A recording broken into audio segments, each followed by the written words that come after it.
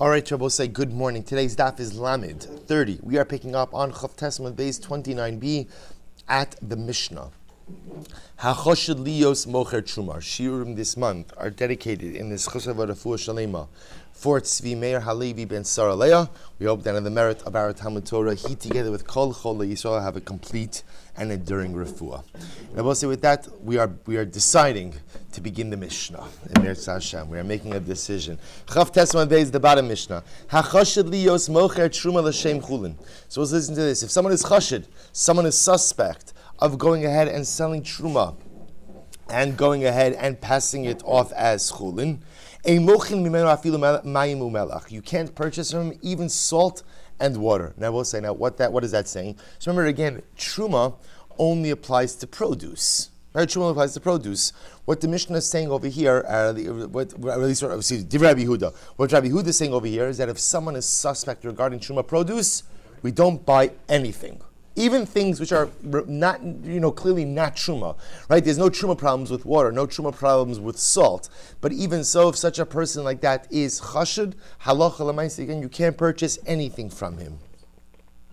Rabbi Shimon says, "V'chol sheyesh bo zekas truma u'maisros ein lo chimimenu." So also Rabbi Shimon seems to be arguing on Rabbi Yehuda, and he says, no, you can't buy anything that has what we call a zekas truma, a truma connection. So anything that has, like if you look, Rashi says, "Kol davar shenos mimenu truma." So we'll see exactly what this means in just a moment. But anything that has a connection to truma, you cannot buy from him. So fundamental machlokas in the Mishnah says the Gemara, "La suye mai." When Rabbi Shimon says any item that has zekas truma, right, that has some type of connection to truma, so what is that referring to? This is actually very interesting. Kirvei dagim, dema'arvi behu shemen zayis. It refers to like fish innards, fish kishkas, which people would often go ahead and mix in olive oil. So we'll say, so obviously the fish kishkas are not shaykh to truma, but what is? The oil. So in other words, what Rabbi Eliezer is coming along to, what Rabbi Shimon is coming along to add is that not only can you not buy obviously produce from him, but anything that has a potential truma ingredient, right, or an ingredient that is shaykh to the truma category, you cannot purchase from him as well. So fundamental machlokes, you have on one hand Rabbi Yehuda saying you can't buy anything, Rabbi Shimon saying you can't buy things for which there may be a truma shaykhus. So the Gemara says as follows: Hu tapcha davachashel zabuni tap of lamid tarba de atma b'mar de kansa. So let's listen to this. So there was a guy, a butcher, who was chashud, he was suspect of selling tarba da'atma, means Rashi is chaylev aklai shal yarach. So fat, chaylev, but forbidden fat, right? The forbidden fat that's from the kidneys by the thigh. So ultimately, again, he was suspected of selling that type of fat and passing it off as permitted chaylev. Okay, so he was going and selling. He was chashud. He was chashud. He ultimately again was suspect to go ahead and sell prohibited fat and pass it off as permitted fat. So what happened? Kansei Rava lezabune afilu amaguzi. So Rava went ahead and penalized him and said you can't even buy nuts from him. Or as I say, you can't buy anything. You can't even buy nuts from him. Amrli Papa the Rava, Kiman. So we'll say, whose opinion did that reflect? Rabbi Yehuda. So we'll say that sounds like Rabbi Yehuda, because what did Rabbi Yehuda say in the Mishnah? Right, that ultimately even melech umayim, you can't buy anything. So the Gemara says, well, Ikra Rabbi Yehuda afilu mayim umelech nami. So I don't understand. So why are you only talking about nuts? Right? Just say that Rava said you can't even buy water and salt, and we'll say, what do water and salt represent? The most basic items. So obviously, if you can't buy water and salt, you can't buy anything else either. So why are you dafka saying you can't buy nuts? To which the Gemara says, you're right, the Olam Rabbi Shimon. In fact, Rava was conducting himself like Rabbi Shimon. Ubi-isura dugufei kansinale. So listen to this. And I will say, it's with the isra itself that we penalized him. So what do the nuts have to do with selling forbidden chaylev and passing it off as mutter? Watch this. Stam dardiki garu ba'amaguzi. Now, we'll say everyone knows that most kids could be easily bribed for nuts. Right? How much easier life would be, right?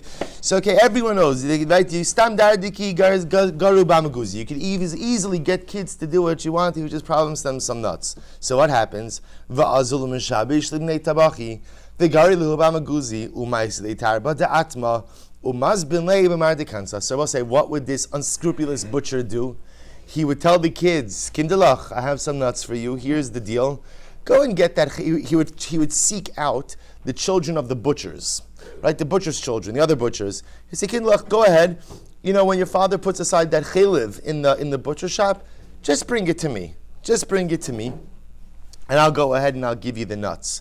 So ultimately, again, this is how he ran his little chaylev ring over here, right? So therefore, again, so that's why Rava knast him with the nuts. So meaning, interestingly enough, Rava is paskening not like Rabbi Yehuda in the Mishnah, who says that when you're chashid on something, everything is aser. He paskens like Rabbi Shimon, right? And Rabbi Shimon says, when you're chashid, when you're suspect to be unscrupulous in a particular, in this case, food area, so obviously people can't buy that type of food or any other associated foods.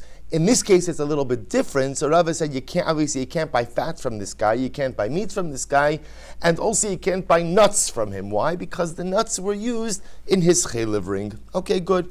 Says the Mishnah.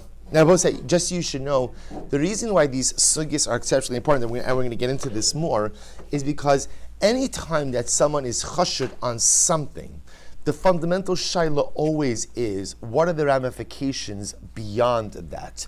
Do we say that once you're chashud in one area, you're chashud in everything? Or do we say, no, you know, if you're chashud in one area, you're chashud in that thing, but not, so that's the tension over here. So for example, in this Mishnah, we know that the guy is chashud. Chashud means he's suspect to sell truma and pass it off as chulin. Rabbi Yehuda said, you're chashud on that? Nothing. We cut you off. We can't have anything to do. We can't buy anything from you. Even Rabbi Melech. Rabbi Shimon says, no. His weakness happens to be passing off truma as chulin. So I know I have to be careful with anything truma associated, but that does not cast dispersions on the rest of the things that he sells. So we're going to see this tension over and over. Ha-chash ala shvius. Listen to this. Someone who's chashud to go ahead and violate Shemitah. So we'll say in this case over here, he's chashid to, let's say, do commerce with Shemitah produce or things like that. So even if he's chashid on Shvius, eno chashid ala maisrus. He is not chashid ultimately again on maisrus. In other words, we assume that he tithes properly. Ha chashid ala maisrus, someone who is suspect regarding maiser, eno chashid ala Shvius, is not suspect regarding Shemitah. Ha-chashid al zeh v'al zeh, but if someone is suspect to violate both Shemitah and Maisrus, chashid al hataros. So we'll say, we're going to get into this a little bit more. Taros ultimately again refers to someone who has the status of a chaver. A chaver is someone who eats chulin betara. He is careful even to eat unconsecrated food items in a state of ritual purity. So if someone is chashid ultimately again on Maisrus and Shemitah, so we do not assume that his chulin are preserved in a state of tara. And there are sometimes where a person is chashid on taras, which means I will say he's chashid that his chulin is not in a state of tara, but that doesn't automatically make him chashid on maestris or on Shemitah. Ze'aklal. Here is the rule: hachashud al davar lo dono v'lo mi'ido. Supposed to listen to this. If someone is, here's the klal, if someone is chashid about a particular area, he cannot, or I should say, if someone is suspect for being lax in a particular area of mitzvah observance, he cannot adjudicate a case regarding that particular mitzvah or obligation, nor can he serve as a witness in a case which ultimately deals with that particular issue, which makes sense. Meaning once I am chashid in my observance of a particular area, essentially, again, my credibility in that area has been eroded, and therefore, again, I cannot judge nor can I testify in that particular mitzvah. Says the Gemara, we'll say, let's analyze this. My taima. So we'll say, remember again, the Mishnah began by saying that if you're chashid on Shvius, you're not chashid on Meiser. And if you're chashid on Meiser, you're not chashid on Shvius. So my timer, Shvius lo bayachoma. So we'll say, why is it that if I'm chashid on Shvius, chashid on Shemitah, I'm not chashid on Meiser? For one simple reason. Shemitah produce can be consumed and doesn't require consumption within the walls of Yerushalayim. Meiser, certain types of Meiser, Kevan de Baichoma Chamirle. So we'll say, what the Gemara is saying is like this.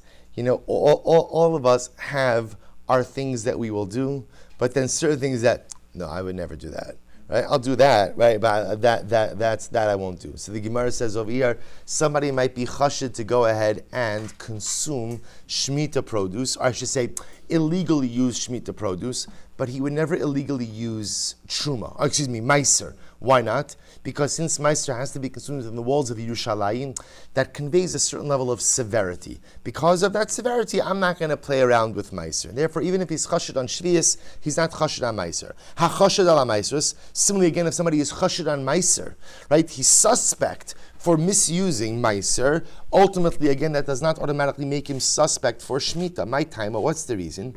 Meiser is lepidyon. So on one hand, Meiser can be redeemed. Shvius kevan de misrale veles lepidyon chamirale. Shemitah produce, on the other hand, cannot be redeemed. So because it can't be redeemed, therefore what? I look at it as more chamer, and because I look at it as more chamer, I will not come to use it illegally. Okay? Ha-chashud al zeh v'al zeh. So let's remember again, the Mishnah said, but if you are chashud on both Shemitah and Meiser, halacha l'meiser, you are chashud al taras, right? We don't assume that you keep your chulin b'tara. Very simply, kevan de chashud ad daraisa, kol shekin ad dirabanan. Because I will say again, if you're chashud on daraisas, right, like Shemitah, like Meiser, you're certainly going to be chashud on keeping your chulin b'tara. Keeping your chulin b'tara is a rabbinic concept, not biblical. So if you're chashud on biblical law, you certainly will be chashud on rabbinic law. Ve'eshu chashud al taras. So we'll listen to this. So the Mishnah then said that there are some times where a person is chashud on taros, which means I'm chashud that I'm not preserving my chulin b'tara, but that doesn't automatically make me chashud on Meiser and Shvius. My timer, nihya dirabanan chashud adaraisa lo chashud. Because we'll say, even if I'm chashud ultimately again on a dirabanan, which is taros, that doesn't automatically make me chashud ultimately on the da'oraisa. Fine. Or minhi, ne'eman ala taros, ne'eman ala Shvius. So we'll say the Brisa says as follows: if somebody is Naaman, if somebody has a credibility regarding taras, right, chulin b'tara, then he has credibility for treating Shemitah produce with the proper sanctity as well. So what do we infer from that? Ha chashid chashid. We'll say, so what I could infer from that is that what? If I'm chashid al taras, then what? If I'm suspect for not maintaining my chulin b'tara, then what? I should be chashid ultimately again for Shvius as well. So Rabbi Eloi says that the case in the Mishnah Rabbi is where I see, if you look at Rashi, Masnisin, Diktani Ein Chashud, the Mishnah which said that if I am lenient with Taros, that doesn't automatically make me Chashud when it comes to Shvius. That's a case where what? Diktani Ein Chashud Kigam Rini Rashi, Shera'inhu Shenoeg Din Maisrus Ushvius Betzina. We see that this person in his own home is careful with Meiser, is careful with Shemitah produce. So we'll say when we see that a person observes the proper halachas in his own home, even if we see him lax in other areas, that does not erode his credibility in other areas. So remember, if we see him being lax in the realm of taros, but ultimately again we see him being careful in his own home with Meiser and with Shvius, his credibility for Meiser and Shvius is intact. Rabbi Shmuel Amar, Kigon Davechasha letarvayu. Listen to this. So Rabbi Shmuel said as follows. What's the case? The case ultimately again is where a guy, we'll call him Ruvain, was chashid on both Shemitah and Taras. That was right. He was chashid for violation of both. And he came before the Rabban, he wanted to do tshuva, and he accepted upon himself to be more vigilant in both of these items. And ultimately again, what happened? He relapsed. He once again became chashid, let's say in Maisrus. So what's the halacha? Daminon migo de chashid aha chashid nami aidach. And we said, just like he became, this is actually very interesting, we assume that just as he relapsed in one area, therefore what? He relapsed in the other area as well. Amra bar Bechana Amra Yochanan. Zu divrei Rabbi Akiva stimsoi. We'll say ultimately again, these are the words of Rabbi Akiva. Now, which are the words of Rabbi Akiva? The words of the Mishnah, who says that someone who is chashud on Shvius is not chashud on Meiser. Right? So again, the fact that I'm chashud in one area doesn't automatically make me chashud in all areas. So these are the words of Rabbi Akiva. Avacham, the Chachamim say, chashud ala Shvius, chashud ala Meiser. The Chacham say, no, if you are chashud on Shemitah, you are chashud on Meiser also. So what the Chacham essentially are saying is, once you're chashud not to keep agricultural law, then what? You're chashud in all areas. Chashud in all areas. Man Chachamim. We'll say, who is the opinion of the Chachamim? Rabbi Yehuda. It's Rabbi Yehuda. How do we know this? The Ba'asrei de Rabbi Yehuda, Shvius Chamir Lahu. Because in the city of Rabbi Yehuda, we know that they treated Shemitah very severely, right? They treated Shemitah with incredible severity. Dahuda, listen to this. How do we know that they treated Shemitah with incredible severity? Listen to this. Well, maybe stringency is the better word than severity. Dahu davakarli lechavre daira bar dairasa. So say two guys got into a fight. And what happens? The first guy calls the second guy, you convert the son of a convert. Okay? Amr lei. So listen to this, we'll say it gets better. So the insulted party says, okay, tisili de lo achli peros shvius kavasech. I might be the convert, the son of a convert, which is an interesting, right? Convert, the son of a convert. But at the end of the day, at least I don't eat Shemitah produce, or at least I don't misuse Shemitah produce like you. So we'll say the fact that this was the comeback shtach, right, tells you that again, misuse ultimately of Shemitah produce in the locale of Rabbi Yehuda was considered to be a very severe thing. Ika da Amri, Amra bar Bechana, Amra Yochanan, Zudi Rabbi Akiva stimsai. What's another version of this? The Mishnah reflects the view of Rabbi Akiva stimsai, who holds that just because you are chashud, ultimately again on Shemitah, doesn't make you chashud on Meiser. Avachachamim omrim chashud ala Meiser, chashud ala Shvius. The Chacham say that if you are chashud on Meiser, you are in fact chashud on Shvius. First wide line of both say Lam David Aleph, Uman Chachamim, who are the Chachamim? Rabbi Meir. Both say this here is where it gets incredibly complex. Because what does Rabbi Meir say? Da'amar chashud ledavar echad, have a chashud lechol haTorah kula. Wow. So Rabbi Meir is of the opinion, once you are chashud in one area, you're chashud in everything. Both say, you understand over here the fundamental nature of this machlokes, right? What's the fundamental nature of this machlokes? So Rabbi Meir is saying that once you demonstrate that you don't have credibility in one area, how can we assume that you have credibility in any area? Remember again, I will say this is about credibility. It's not saying you're a Rasha. It's just saying once it's clear that you lack credibility in one area, why should we distinguish between this area and the next area? To which Rabbi Akiva Nacham will say, it's not true. We all live with inconsistencies, right? We all have shortcomings. But just because I'm inconsistent or not doing the appropriate thing here, I'm not an all or nothing person. All of us have our shortcomings. All of us have our inconsistencies. But just because I'm clearly imperfect here does not mean that my imperfections here. Well, see, here's like this a fun. You have to understand. You thought we're learning Bechoros. You know what this is? Do you know what this is? This is Hilchos Tshuva. Right, this is Mamish Hilchos Tshuva. This is like everyday life. This gets to the very core of our essence. Who are we? What are we? I know that I have faults. So now tell me, I have a fault. I'm weak in an area. Does that mean I'm a weak person? Does that mean I'm a weak person in my totality? I'm a weak person? Or it just means that at the end of the day, no, I'm a strong person who happens to be weak in one particular area. That's the fundamental machlokes. Here it's being translated in halachic terms, but the hashkafic terms ultimately are overwhelming. The Gemara says as follows. So, Rabbi Yona, Rabbi Yirmiyah, Talmidei Rabbi Zira, Rabbi Yona, Rabbi Zira, Talmidei Rabbi Yochanan, Chad Amar, Aval Chachamim Omrim, Chashad ala shvius, Amud Beis will say, Chashad ala shvius, Chashad ala meiser. So I will say one opinion said that if you're chashad on shvius, ultimately again you are chashad on meiser, right? If you are lax in shmita area, therefore again you are chashad on meiser. Uman chachamim, who are the chachamim? Rabbi Yehuda. The Chadamar hachashad al meiser chashad al shvius. The other opinion said no. If you're chashad on meiser, you're chashad on shvius. And who is that? Uman chachamim? Rabbi Meir. Tisanya. Am ha'aret shekibal derech haveros. We'll say now this is very interesting. So we're going to get now into an interesting sugya that's gonna kind of boomerang back on the Mishnah. So am ha'aret shekibal haveros. Let's listen to this. You have an amaret who decides to become a chaver. I will say, what's a chaver? So a chaver is someone who decides to accept upon himself a higher or a stricter standard of halacha.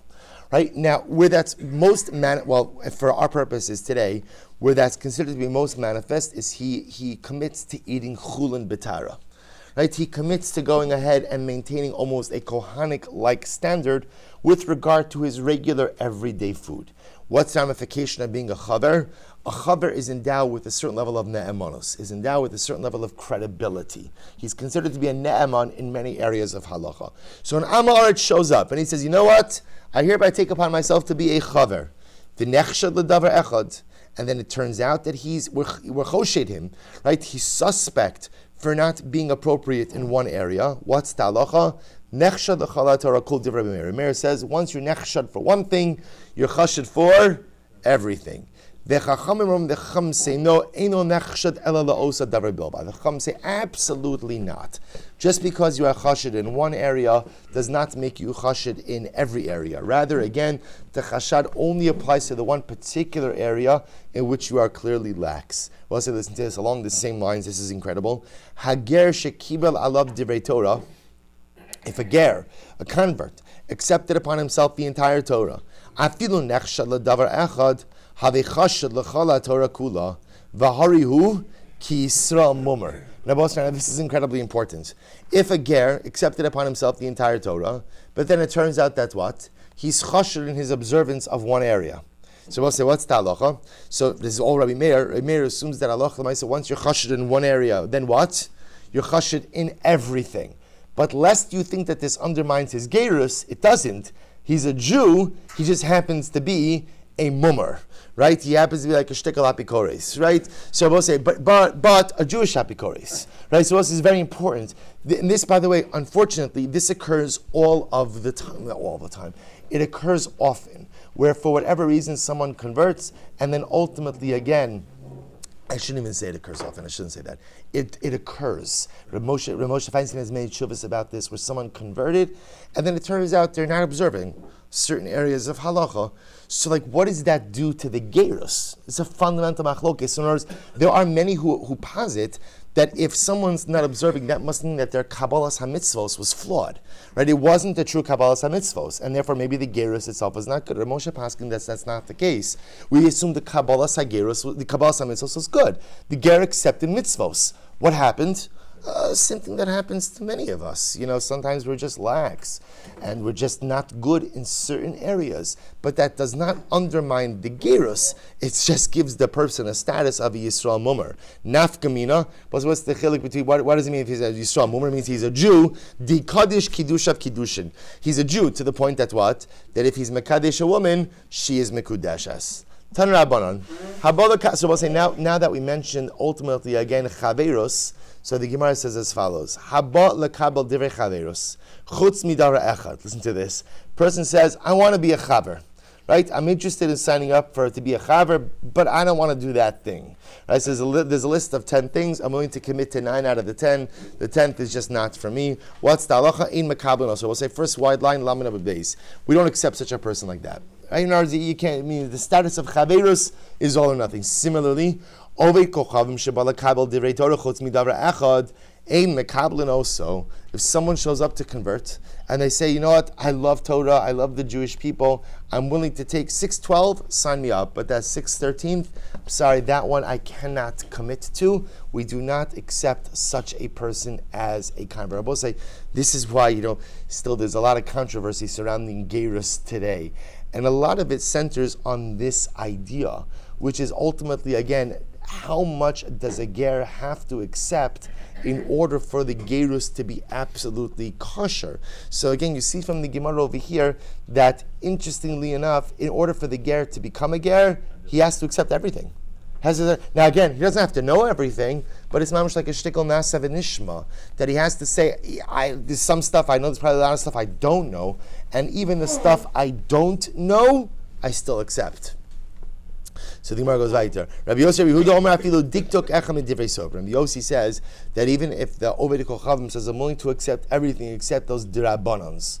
Right? I'm a biblical Jew. I want to be a biblical Jew. Right? I don't need all the rabbi stuff. See, even if he rejects one din dirabbanan, ultimately, again, we cannot convert him under those circumstances. V'chein ben Levi, sheba lekabel divrei Levi. So people say, if a Levi shows up and Levi says reporting for service, Rashi points out he wants to sing, he wants to open and close the doors of the Beis Hamikdash, he wants to fulfill his Levitic role.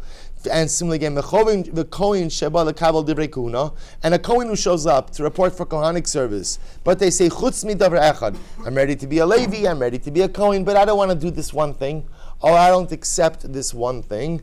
Ein mekablan also. Ultimately, and we do not allow such a Levi to do the avoda. We do not allow such a Kohen to do the avoda. Shene'emar hamakriv es dam hashlamim. Ha'avoda hamasur lebnei Aaron kol Kohen she'ein modeba ein lo chelik b'kahuna. Ultimately, again, the avoda was given over to the Kohanim, and any Kohen, or in this context, Kohen means Kohen and Levi, who does not fully accept every aspect of the avoda, does not have a chilik in the kahuna. Good. Tanrabanan. How about the kabel divrei chaveros? So I will say, ultimately, again, if somebody wants to come and become a chaver, he wants to assume the status of a chaver. Imra inu shenoy b'tzina b'zah beisa mekablan also. If we see, meaning if we know that in his home life he conducts himself ultimately appropriately, then what? Mekablan also. We accept him as a chaver. V'achar kach melamdin also. And then ultimately, again, we teach him the laws of chaver. So in other words, interestingly enough, if we see that he conducts himself in his home life in a pious way, so we're willing to accept him or to give him the like you're a chaver pre-approved, right? We'll go ahead and we'll give you the status of chaver and then teach you the details of chaveros afterwards. V'im lav, but if we don't see him conducting in his home life in a pious way, melamdin also, then we teach him divrei chaveros first, v'achar kach mekablan also. Then only afterwards are we mekabel him, or we mekabel him as a chaver. Rishon Yochai Omer, ben kach uben-kach mekablan also, v'hu lamad kidar kabolech. Rishon Yochai says, if an Amaret shows up and says, I want to be a chaver, we accept him into the chaver program, we give him the status ultimately of a chaver, and we teach him going forward. Incredible. Tanrabanan. So mekablin lichnafayim v'achar mekablin taros. So let's listen to this. Still continuing on the chaver idea. Person wants to become a chaver. So the Gemara says over here, look at Rashi, mekablin also. Shenachzikenu ki chaver k'neman l'chol devarav. So we'll say. So now the Brisa says as follows: there is a process and a progression to becoming a chaver. The first step is mekablin also lichnafayim. Knafayim literally means what? Literally means wings. Let us look at Rashi. So mekablan also shenachzikenu ki chaver k'neman l'chol devarav.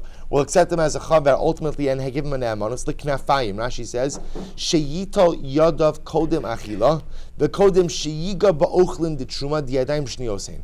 We'll say the first step in becoming a chaver is someone who is careful with hand washing. Right, someone who's careful ultimately with netilas yadayim prior to eating, not just bread, but prior to eating, as well as of course prior to touching truma. So that's the first step ultimately again of chaverus, being careful with netilas yadayim. Mekabel, right? Kibel, mekablin l'chavayim v'achar mekabel taros. But also the next step after that is taros. Right? Taros means that he goes ahead and he treats his chulin like taros, like truma. Even he maintains his chulin in a state of ritual purity. V'im amar eini mekaba al knafayim.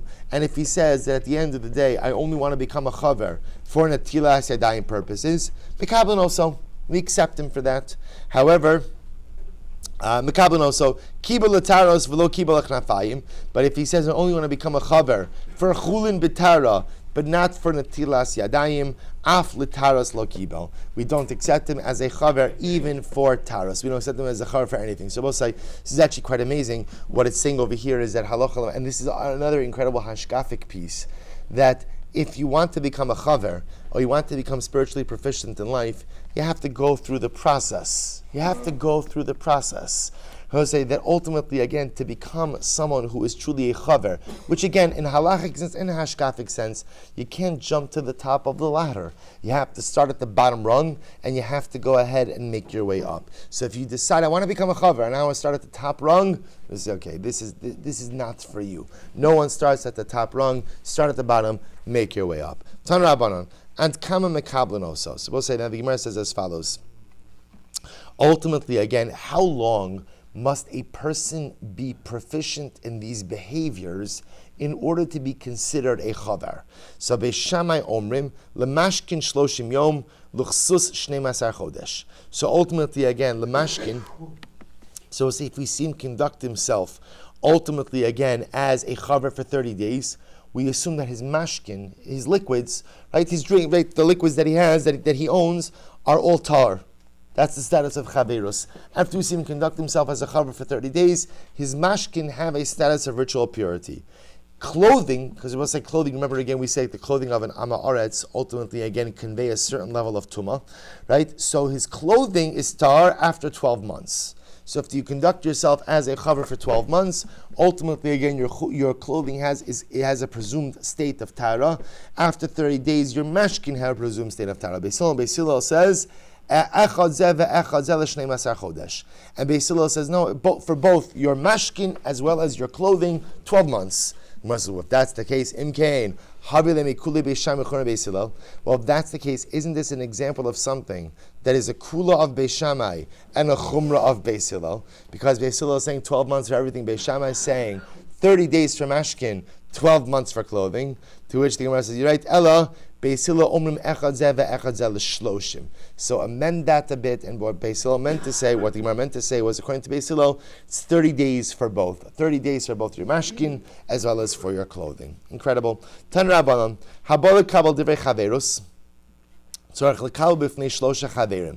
we'll say if somebody comes to accept upon himself divrei chaverus, he wants to be a chaver, he has to accept this in the presence of 3 chaverim. That doesn't mean 3 buddies, right?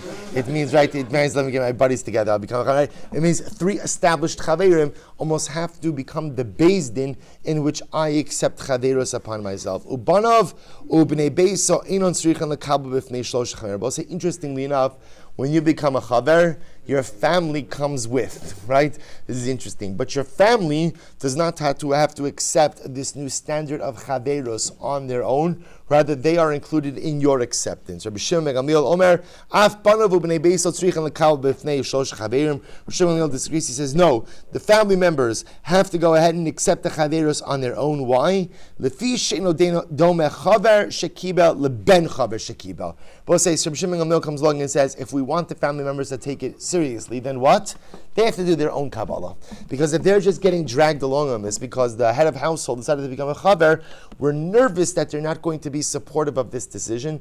Therefore, they have to do the Kabbalah on their own. Tan Rabbanon, Habala Kabbalah divrei chaveros chaverim gimel chaverim. If somebody wants to become a chaver, he has to accept this in front of 3 chaverim. Va'afilu tamid chacham sarich lekabel b'fnei shlosha chaverim. Even a tamid chacham, Rabbi say, even a tamid chacham, because remember again, tamid chacham wasn't always a chaver. Chaver represents again certain additional stringent standards of behavior. Even a tamid chacham has to accept this status in the presence of 3 chaverim.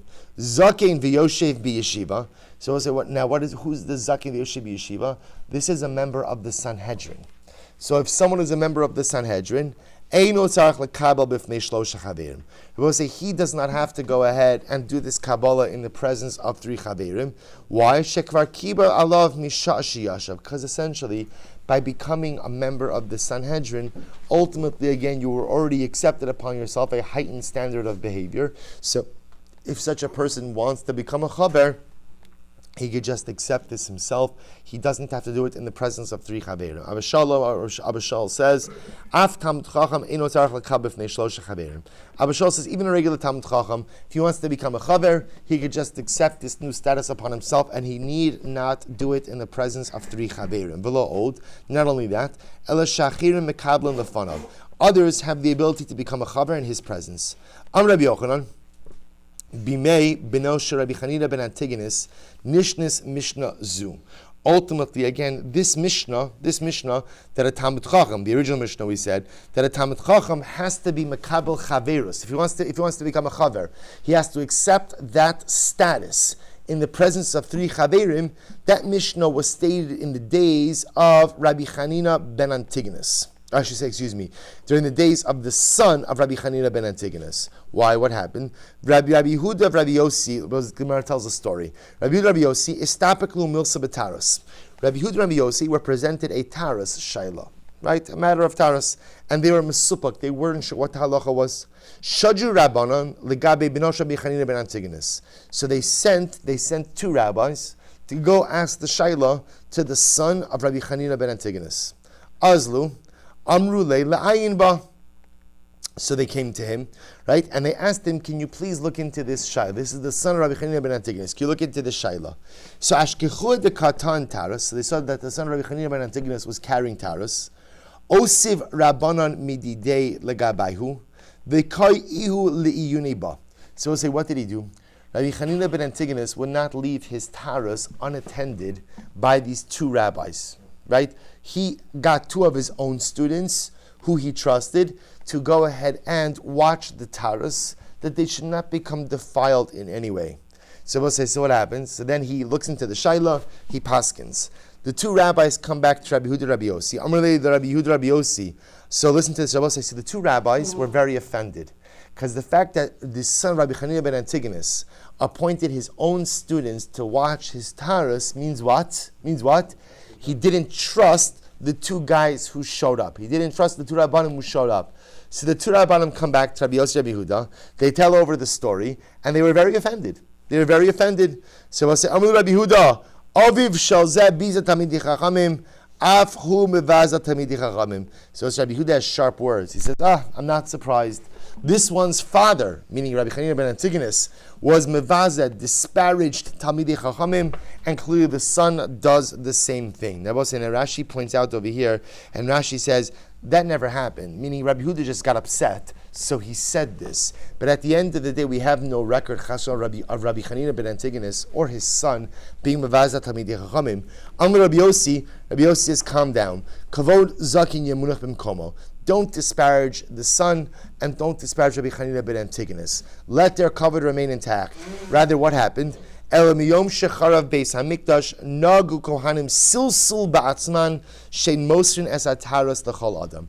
Rather, again, from the day that the Beis Hamikdash was destroyed, the Kohanim circled the wagons. The Kohanim agreed to a certain heightened level of Kedusha when it comes to Taras, in order to preserve some level of Tara within the base, within Klal Yisrael. Nagu Kohanim silsul ba'atzman. The Kohanim went ahead and accepted upon themselves additional chumras, additional precautions, she'ein mosin es ataras l'chol adam, that they do not trust their taras just with any people. So what you're seeing is chas v'shalom not a disparaging of the rabbis, but rather again an additional chumrah that the Kohanim took upon themselves to preserve taras from the time that the Beis Hamikdash was destroyed.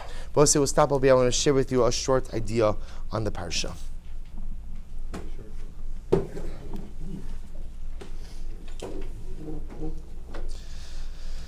So I will say in Parshas Emor, there are many different mitzvahs that to read about. Amazingly enough, right? We just ended off over here with the halachos concerning the kahuna. And now again, Parshas Emor, of course, begins with the halachos concerning Tumas Kohanim. But of course, amazingly enough, nestled in this parsha is the mitzvah of Sfiras HaOmer. So the Torah says, Usfartem lachem mimacharas haShabbos, imyom aviachem es Omer ha'tenufa, sheva Shabbosos temimos tihiyena. You shall count for yourselves on the day after Shabbos, which of course we interpret to mean the day after Pesach, from the day that you bring the Karban Omer, 7 complete weeks, counting from the Yom Tov of Pesach to the Yom Tov of Shavuos. And then ultimately the Torah goes ahead and describes the various halachos as they apply to these circumstances. So I say, I saw that the Ma'or Vashemesh brings down an incredibly beautiful idea. Listen, I'm going to quote to you his words. He says, Margala b'puma dan shemaisa. There's a beautiful thing that people often say, Shala'achar Shabbos ein lahem ha'ara b'tfila karoi. They will say, it's interesting, one can make the argument that sometimes the most difficult tefillah of the week is what? Is Ma'ariv Matzei Shabbos, right? What happens Ma'ariv Matzei Shabbos? So, it's amazing, right? It's amazing where Ma'ariv Minyanim from Matzei Shabbos take place, right? In the most random of areas, basements, living rooms, parking lots, right? Places, interestingly enough, where you wouldn't necessarily daven Kabbalah Shabbos or anywhere else, yet Ma'ariv Matzei Shabbos is kind of like, it's one of those tefillos which just, it happens with Daven Ma'ariv, but I know it's hard to hear anyone who ever say, the most inspirational moment of my week was that Vayinoam, right? That Vayinoam, Ma'ariv Matzei Shabbos, Mamish, Li'ela U'Li'ela. So interestingly enough, you come off Shabbos, by the way, we say Vayinoam on Matzei Shabbos, so anyone didn't know? Okay, good, I wanted to tell, okay, good. So I saw some blank expressions here. Is that a chumrah? Yeah, that's for the chaverim. The chaverim say Vayinoam. So therefore, amazing that the Ma'or Vashemesh writes so beautifully. He says that people often say you come off a Shabbos, which is so halig, which is so beautiful, and that Ma'ariv of Matzei Shabbos is like, it's flat. It's flat. Shala'achar Shabbos imem ha'ora b'tfila karoi. That after Shabbos I don't have the inspired tefillah, like I thought generally, say inspiration builds. So I'm thinking if I'm coming off a Shabbos, I'm coming off a Shalashudis, Seudas, Zmiras, Torah, that again, I'd come now to a Matzei Shabbos and I'd be building up. Yet amazing enough, it doesn't happen that way. Ube'emes ukein, ach teidu ne'amana, sha'adam tzarech lisgaber achar Shabbos davka. So says the Ma'or Vashemesh, the avoda of a person is to try to be inspired dafka after Shabbos. Ulizdachech atzmo kadeshi ispalo bislavos ubeteshuka gedola. And we'll say, what's my job? My job ultimately again is to find the inspiration in the Ma'ariv after Shabbos. That's my job, to find the inspiration in the Ma'ariv after Shabbos. Kimo shamarti usvartem lochem mimacharas haShabbos. Says the Ma'or Vashemesh something so beautiful. He darshans usvartem means from Lashon sapir. Sapir was a luminescent gemstone. That so much of life is usvartem lachem, becoming spiritually luminescent mimacharas haShabbos. But to kind of expand on this a little bit, what the Ma'or Vashemesh is teaching us is Shabbos represents a moment of his orurus. Shabbos represents ultimately again an inspired moment in life.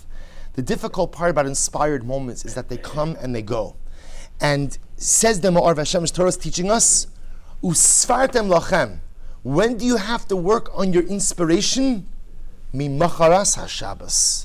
When the inspiration is dying down, when the inspiration is ebbing away, as Shabbos is leaving, that's Usfartem.